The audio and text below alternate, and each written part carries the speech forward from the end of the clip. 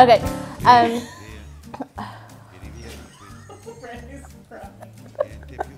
Typical. Okay. Well, I first met Zach the first night I actually met Julianne at a singles group here at the church that we go to at Tree of Life. Y'all should come. You want me to start that over again? I first met Zach and Julianne at the same time back at church. Oh, that sounded awkward. I see Jack and Julianne. They were both just really nice, really personable. You know, just made you feel at home. What was the question again? Can we just skip this part? I'm as scared as a cat in a room full of rocking chairs right now. It doesn't help that I'm full as tick on hound dog's ear either. I'm really sorry. Y'all are probably regretting this right now. It's fine. It's wonderful. Good luck, my baby. It's wonderful. It's wonderful. It's wonderful. I dream of you. Well, Julianne and I have talked for years and years about finding our person or whatever, and I just think it was cool that I was there since day one. I was excited when Julianne called me and told me that she had met Zach. And she said, you know, he's a pretty special guy and I'd love for you guys to meet him. My prayer changed at some point to, all right, God, Julianne has learned a lot. Lord, it's time. Bring her somebody she needs and make it now. It's like, it's time. I got a call another week later finding out that, like, maybe while I was praying it, she was meeting Zach for the very first time. It was just total confirmation to me that the Lord is here. The Lord is doing this. This is just great. God is matching these two people together, and it's wonderful. And then you meet Zach, and then you know it's wonderful. To be honest with you, I noticed her, and you know, we talked very little the first time we actually were together. But I wasn't looking for anyone. I was happy with, at least I thought I was, with where I was in life. I lived alone, I worked at home, I just spent a lot of time just by myself, and I was good with that. And we got together a few more times at a few group functions, and I got to actually talk to her one-on-one, and I realized that, you know, there's actually someone out there like me that has a silly sense of humor and is creative, and a lot of those feelings of just, wow, this person is actually, you know, someone I would want to spend more time with. I didn't think that I wanted that. I didn't think that I deserved that, to be quite frank. And the more I got to know her, the more the feelings grew, and luckily she agreed to keep seeing me despite my quirks and weird sense of humor. And it blossomed into what has been the greatest love of my life. They feel like home together, and it's nice to hang out with them. Every Sunday it feels like a family. I just think it's been really cool to see, like, when someone matches so well with someone else. Yeah, it's cool, like whenever you see a puzzle piece and it like fits perfectly with the other one. Yeah. We were fast friends, I guess you could say. You know, we just got each other, we clicked. I don't know, he's just so different. He's just so polite and opens doors for me, and is affectionate, and is not just affectionate with me, but affectionate with his dad, and just, I don't know, I just was so impressed with him. I couldn't not give him a chance. I just don't see where my life would be without her. She brought me back to the church, for one thing, which was something I honestly thought I would never do. I think I always thought that I would marry someone who was a pastor's kid or had the Bible memorized. It's just my relationship with her and God have both blossomed at the same time, and I've had her, and the roles might be reversed, and to where the man hasn't been the spiritual leader from the beginning of that, but I can feel myself growing into that with my relationship with her, where I'm taking more of the lead more of the time. The fact that he didn't fit the mold that I had for myself in that way turned out to be probably exactly what I needed, and God knew that, and I didn't. Part of that hurdle was just the thought that I didn't deserve anything good in my life, just that what was there was there, and it was never going to change. But she brought the light out of me, and she's done so much good for me. With Julianne and Zach, you can definitely see the love. Like, you can see and feel their love for each other. And it makes you think, like, what it'll be like one day whenever you find someone like that you can just, like, express your love for each other. They have serious times and good conversations, but it's more of a, just what you always look for, your best friend. Julianne found somebody that loves God deeply and cares very, very much in learning more and growing more with her. He's very good at making everyone feel comfortable and getting to know everybody, and not just, if he's interested in Julianne, he doesn't just spend his time with her, he goes and makes sure everyone is welcome and comfortable and happy.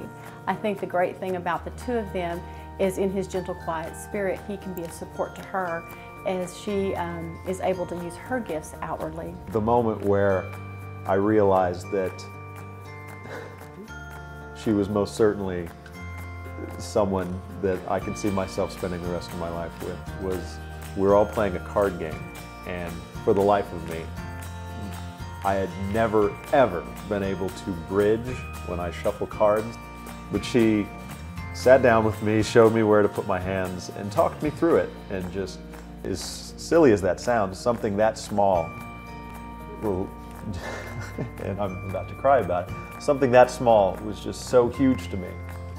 It just opened my eyes that I can do things through her help and with her help. And as small as it was, that was probably the moment that I knew. I just appreciate that he supports me so much, that he encourages my talents, and I guess I always thought I needed someone that had the same talents as I do, so that if I wanted to make a film, he would also love film, so he would want to go make films with me. And I think God was a lot smarter than me as I tried to think about what would be good, because the truth is, Zach loves me. And so if I was interested in basket weaving or in deep sea fishing, you know, he would be like, all right, let's save up for a boat. I didn't know that existed, you know, someone who could just love me like that.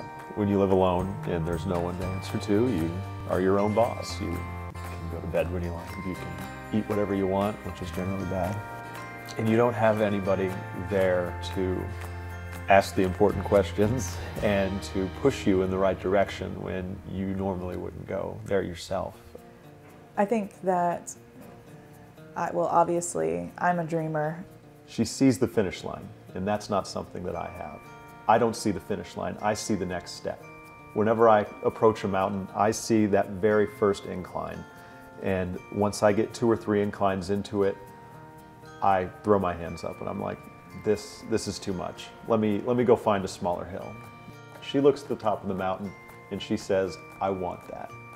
I need that. I want to plant my flag at the summit, and I want to just hail from the mountaintop. This was my accomplishment. I got here through God, and I got here through the help of my friends and my family. And I want to share that with everyone. And that is the greatest gift in the world. Zach is so grounded, and I think that's another thing that I need, is just someone to keep me grounded. And keep my head out of the clouds when it needs to be out of the clouds. Her creativity and her spirit and her drive to do something great with her life. She doesn't want to just sit back and let things come to her. She wants to attack them. How brilliant is that God would put us together, you know, that we could help each other so much. I have a sort of a bad habit, I guess, of trying to predict the future. I guess that's part of that visionary thing. And I suppose I try to tell God sometimes what I think he should do with my life. But I think I'm learning that, you know, he's putting the right people in my life. He's giving me a partner who is just going to be there with me through thick and thin. And no matter where we go together, it's going to be wonderful, and we're going to have love, and we're going to have God. And, you know, what else do you need? Well, there's a very special person missing here in this celebration, and it's our mom. I loved my mom more than anybody on the planet. We were just best friends. She was home. She made everywhere. Just, no, sorry.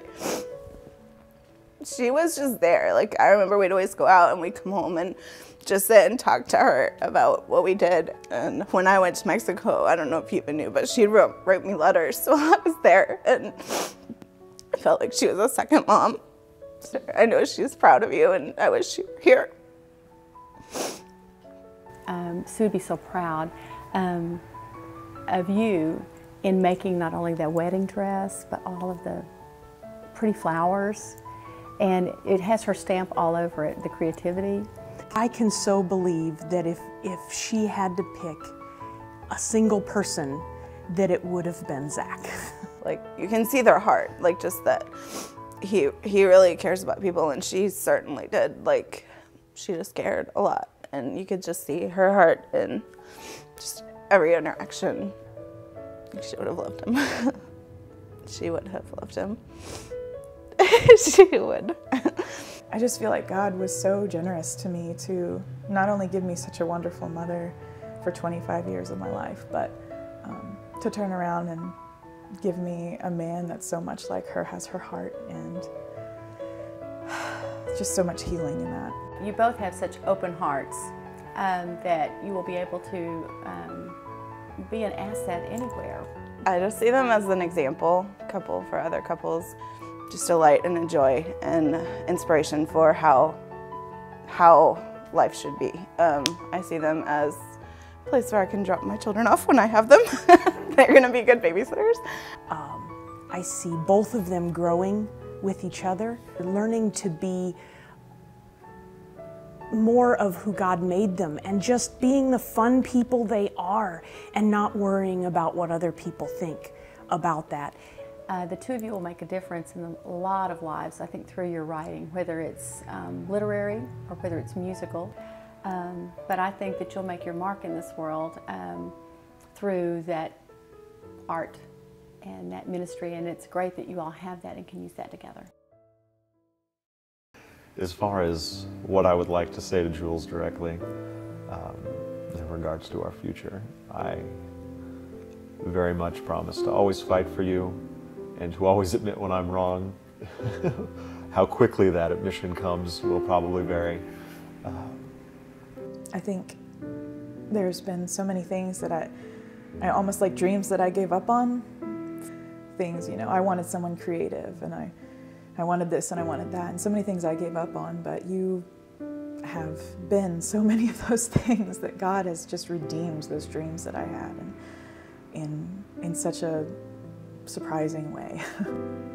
I have learned so much about God's love, and like, you can't ask for more than that. I've learned about being loved unconditionally, and even when I can be difficult and hormonal or just broken, because I am, you know. I have my insecurities and I have my fears, and to have somebody that loves me in spite of all of that. I know that it's not always going to be easy, and I know that we're not always going to agree on everything, but I promise you that I will always find a compromise that is good for both of us, and we will not go to bed angry. I love you, and I couldn't be happier to spend my life with you.